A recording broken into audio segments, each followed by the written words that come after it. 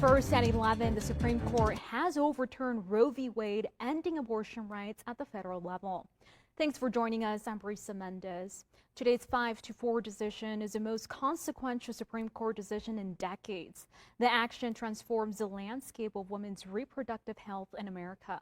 From now on, unless Congress acts, abortion rights will be determined by state. Meanwhile, Planned Parenthood advocates of Oregon say they have been preparing for the possibility of Roe v. Wade being overturned for years. The Guttmacher Institute estimates Oregon will see 234% increase in abortion.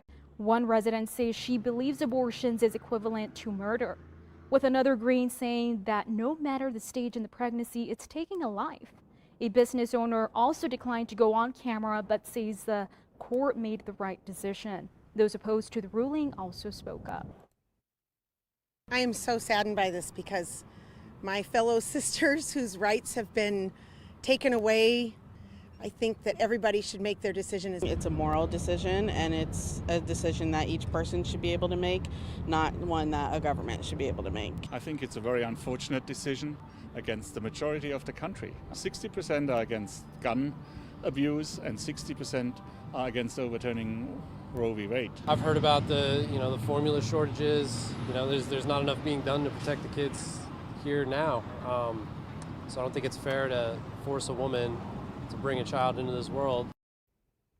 Dr. Eric Gleason, Coos Health and Wellness, says while the ruling was significantly impactful, it will not reduce access to reproductive health services in their community. The Reproductive Health Equity Act, created in 2017, guarantees the right to an abortion for anyone in Oregon, resident or not, and gives healthcare providers the right to perform the service. The act requires healthcare benefits plans regulated by the state to cover abortion costs.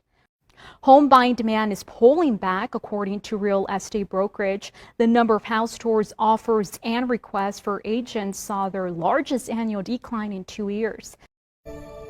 Gun control legislation passes Congress a day after gun owners score victory in the Supreme Court. National correspondent Kayla Gaskin has more from Washington. Well, the motion is adopted.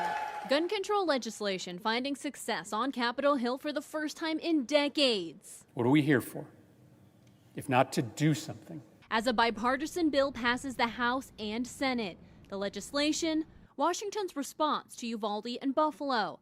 Minority Leader Mitch McConnell even signed on. This is the sweet spot, Madam President.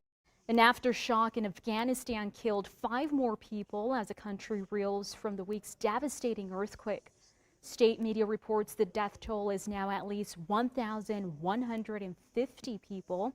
According to UNICEF representative, 121 of those killed were children, and that number could go up. Hundreds of UTV riders make their way to North Bend this weekend. As Gold Medals reports, the UTV takeover will bring out the state's biggest thrill. Take a listen.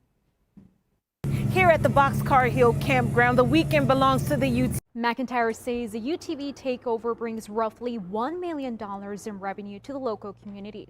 Their next stop is Jay, Oklahoma in August, followed by Hurricane Utah in October. Hayden Herrera is now joining us in the studio. What's new tonight? Thanks for joining us. We'll see you right back here tomorrow night. Enjoy the rest of your evening.